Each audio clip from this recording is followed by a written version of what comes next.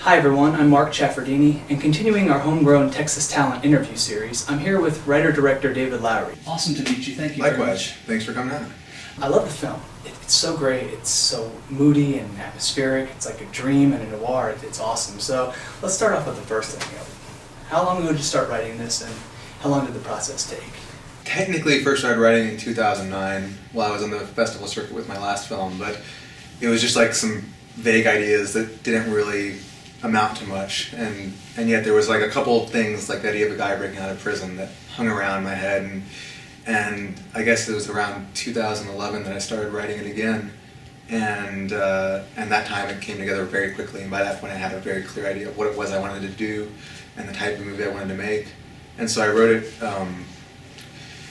very quickly, like probably about 6 months to write, and then for me that's very fast, and then it really picked up steam in a way that nothing I've done before ever has, and my plan was to just make it for a very small amount of money and raise the money myself and shoot it kind of under the radar here in Texas, but somehow the script got out and people started paying attention, and at a very rapid rate it kind of accumulated a mass all its own, and it became something new, and not new but something bigger, and we raised more money than we thought we would, and we cast people we didn't think we were going to be able to cast, and it became what it is. But it was all a very fast process, and I think from the time that I finished the first draft to the premiere was 2 years. So that's for an independent film coming from where we were coming, that seemed like a marathon pace. Well, I had heard that this was submitted to the Writing Lab. Now, what is that? Can you tell me about how that helped kickstart this as well? The Sundance Institute has a number of different labs. Their most famous one is the Writing Lab, and they have a producing lab also. And what actually happened was my two producing partners sent the script to the producing lab and got into that, which was in the summer of 2011. Okay. And so they participated in that, and that got the Institute familiar with the script, and they invited me to submit the script to the Writing Labs, which was going to take place in January of 2012. And between those two Sundance labs is really when the film started to grow its own legs, because prior to that we had really planned on just shooting it ourselves in a very guerrilla style method that we've always made other movies, and so by the time I got to the Writing Labs, I got the call that they wanted me to participate in December of 2011, and the labs were the following January, and especially that month the movie all of a sudden got a lot of attention, and the script was circulated amongst various talent agencies in LA, and all of a sudden actors were interested in it and wanted to meet, and it really just picked up steam. So while I was at the Writing Labs working to make the script better, I also was getting emails at night saying that so-and-so has read it and wants to meet, and just all sorts of things like that. So it was all kind of happening at the same time. And then right after the labs were over, I just flew to LA and met with Casey and met with Roni, and one thing led to another, and a few months later we shot the movie. Excellent. Well, it really is a great cast. I mean, just looking at the Affleck, Mara, and Foster. What about them made them right for the part? And what did they bring to the table that you maybe hadn't written on paper? The thing that made them, immediately right for the part, aside from just being talented actors who I have been a fan, especially in Casey's case, I've been a fan of his for years, they all feel timeless in their own way. And they feel like they could blend into any sort of time period or any sort of landscape or milieu, or the texture and tone of the movie was already so specific and so set in stone prior to casting. I knew what I wanted the movie to look like and feel like in the world that it was going to take place in, that I was very conscientious of not casting anyone that would stick out. Mm-hmm. And there are actors who I'm a big fans of who just feel modern, and I didn't want anything in this movie to feel modern. I wanted it to all feel old in the best sense of the word, and all three of them are actors who can blend into that type of world and not feel like they're sticking out. They all feel like they belong there. And we've seen Casey in Assassination of Jesse James, and he fits perfectly into that world. Rooney is someone who changed herself so completely from one role to the next that I knew that she would be able to blend in completely. And Ben is someone who is, again, he changes himself entirely for depending on the part, and he's someone who we've never seen play a decent man before in the way that he is in this movie. And I really, when I met him, that's how he is in person, and I really felt like that was something I wanted to see on screen, and I was like, I felt that was exactly what that character needed, the qualities that he has as a person.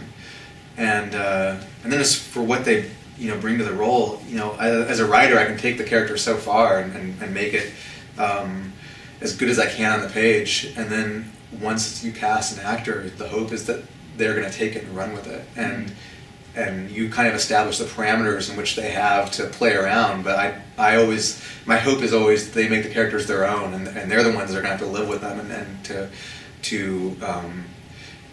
you just feel those feelings that the characters are feeling, like on a very thorough level that I as a director am only going to be a witness to. And so I really, kind of wanted to give them the freedom to just take those characters and do what they wanted with them. And so they all brought so much to the role, to each of their roles, that I had not anticipated. And sometimes it was very literal things, like Casey would change the dialogue around to fit, the way he wanted to say it, and it would be so much better than what I had written. Like, those are things that you always are happy discoveries. And then the more subtle things, like the way Rooney was able to just make that change from being this wild child as a young woman to being a mother, and yet still maintain some of that same fire that she had. Those are the things that I can describe what I want, and I can describe how that character works, but I can't tell her how to make that work. And she's the type of actress that can just intuitively understand how to show both of those things and to bring that with her every day to the set. Well, you touched on a good word, that it's timeless. It's the way these characters built into the atmosphere. But it was also, their accents, setting it here in Texas and making this sort of, it's a romantic love story in a way. And when you wrote this, there's a lot to the story that I think maybe is more on, it's not so much on paper, but it's more of how you as a multi-talented filmmaker bring it to it as far as editing and cinematography and stuff. Can you talk about things you learned doing the shorts and coming to your feature films and how it helped you structure this? The biggest thing I learned was just how to trust my instincts. And I perhaps trust them to a fault, but I will defer to that 9 times out of 10 or 9.8 times out of 10, because if something just doesn't feel right, I don't want to do it. And with my short films, I made a lot of films that were bad that no one ever saw because I was trying to follow certain rules or trying to make a film that looked like some other movie I liked and not really just following my own instincts and my own, like, I had no voice. And once I started to develop a voice, it was largely because I was just paying attention to what I wanted to say as a filmmaker, and then thinking about what is the best way to get that out on screen. And one of the things I did was I stopped writing scripts. I just started making short films that were unscripted because I felt that I needed to learn how to tell a story purely through what we were seeing on screen. I didn't want to rely on a script too much. And that was a big thing that, a big learning experience was to throw scripts away. And with my first feature, St. Nick, we had a 20-page outline, but the rest of it was, we kind of discovered on the set. And those are things that were instrumental in figuring out how my particular approach to telling stories in the cinematic, with the grammar of cinema, came about. Because prior to that, I just didn't really think about it. You'd be like, okay, we're going to film this conversation that we're having right now, and we'll just set up 2 cameras and we'll get it. And that is a very efficient way to do it, and it gets what you need. But the important thing is to think about, okay, well, you came in here to get an interview, and I'm here doing this interview, and whose perspective are we following in the scene, and who is, and what am I actually thinking about, and what is actually going on? What's going to be the scene that follows this one? How is that all going to fit together? And learning how to think about those things without being tied to a script was really a big learning lesson for me, and really helped me shape my approach to telling stories. And so even though Anything Body Saints had a full script, and that script was worked on extensively, I always wanted to feel confident in being able to throw it away and to say, let's not look at the script, or let's not worry about that, and if this isn't feeling right, let's not do it. Because I think that leads to, it leaves you open to discover new things, it leaves you open to enriching the material, and it leaves you open to all of the, you know, happy accidents that you might otherwise not be alert to. If you're just focusing on what you had planned out in the script, you're going to miss something magical that might be occurring just to the left of the camera, and you won't actually pan over and catch it. But if you are alert to that and can pan over and get it, the movie will be that much better and that much more spontaneous and that much more, like, if it, you know, sometimes those things don't work, and when they do, those are the things that make a movie memorable for me.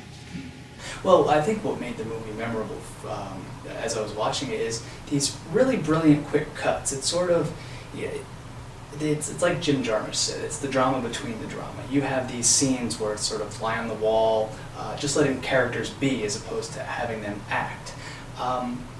When you are editing this, or even telling your actors what to do you have an idea that you're going to say, I want to cut this short, and let's just, I'm sorry, because I think the beauty in your scenes is there's sort of an ambiguity, you know, it's inferred rather than spelled out. So how does the editing contribute to that? There's the famous rule that you never, you know, bad movies are full of people walking in and out of doors. And that's a rule that's based, you know, in editing, and that, you know, if you're editing a scene together, what's the part that's not important? It's how people got there. It's what's happening in the scene that's important. Mm-hmm. And I don't need to see someone walk into a room, because purely by seeing them in the room, you know that they got there. So you think about that stuff when you're writing. Once you've spent time editing, you start to think about things in editorial terms as you're writing. And I like, you know, I like to have, you know, the cuts in my head kind of planned out in advance, just because it helps you as you're on set, you know, knowing what it is you're after. But I also like to keep things flexible, so that leads you to a situation in the editing room where you've got like 80% of things that are pretty planned out as how they're going to cut together, and then you have another 20% that don't really follow any sort of plan or pattern, and you got to reconcile the two. But it's really, when it comes down to editing for me, it's like just trying to find these weird rhythms. And sometimes the rhythm needs to slow down and let it breathe, and other times you just want to just like skip to the next thing and skip to the next, and not like skipping like you're skipping over something, but you're just like a stone on a pond, just like bouncing from one thing to the next, and you're getting to the next thing where you're going to take a breather. And some information works well when you're getting it quickly, I feel. Like if you watch the first 20 minutes of the movie, it's like tons of stuff happening really, really fast. The cuts are really, really fast. And then all of a sudden it just slows way down. And that was how it was written. I wanted it to be like a whole load of information right up front, that then all of a sudden, once you get it all, the whole movie just screeches almost to a halt and just moves at a very slow pace. And it certainly picks up again here and there, but like I really wanted like the rhythm to like just kind of like even out like a river at a certain point. And that's all stuff that you think about while you're writing, and then figure out ways to implement it, both on set but especially in the editing room. Did you keep that mindset when you helped Shane Carruth work on Upstream Color, when you edited that for him? Was that the same mentality? Yeah, that was really kind of fortuitous that movie came along right as I was prepping this one, because that's a movie that, you know, is cut together in a fairly complex way, and yet it was very easy to edit because it's so organic. And you know, Shane was still shooting when I was editing, so we didn't have a lot of conversations really about what he wanted, so to speak. But I would just look at the footage and be like, well, here's this shot, and here's this shot, and we have these other 3 shots, and he shot all of these things for a reason, and like, what would the reason be? And you just kind of start stitching them together and intuiting what the director wants. And what emerged was this very musical, very symphonic piece of filmmaking that just flows like an orchestra. And it's something that it was the reason I say it's fortuitous, because my mind was already kind of like working in that way as far as like how to put a movie together. And Ain't Them Body Saints was not quite as complex as that movie, and not quite as overt in its musicality, but it was kind of in the same wheelhouse. It was wonderful to get to dive in head first to these ideas and these modes of narrative with Shane's movie, and then just sort of like have that incredibly confidence boosting experience right before I went off to go do mine, and I could carry that with me and go into mine knowing what worked and what didn't, and know that that I could get away with certain things. I could get away with just cramming all the stuff in the first 20 minutes. And it's definitely like, that's the kind of thing, like the movie's so old-fashioned in so many ways, but that's like the one area where I feel like it approaches some degree of modernity and some degree of uniquity that's all its own thing. And that's just, you know, to the extent that I'm able, that's like me pushing my perspective onto a classic story. Okay. Well, one of the things that really helped seam the movie together was the music by Daniel Hart. What was the process working with him to find this sort of folky and mix of folk music and sort of orchestral music? Daniel's one of those amazing collaborators where there is not really a big process at all, because he just gets what the movie needs on a very intuitive level, and he's able to just go off, write a bunch of music, come back, and that music is 90% perfect. And he scored my short film Pioneer, and this is the first feature he's done, and I knew from the get-go, like with Pioneer, like this is someone who just gets it. He gets it. He knows what I want without me having to explain it. And I'm not a musician. I can barely play the piano, and so it's hard for me to communicate to another artist who is an expert at their medium how to get what I want. So if I can find someone like Daniel who is able to, without me even talking to him, just get what the movie needs in such a thorough and amazing fashion, like that's something I'm going to hang on to for the rest of my life. But yeah, the process was, I showed him the script.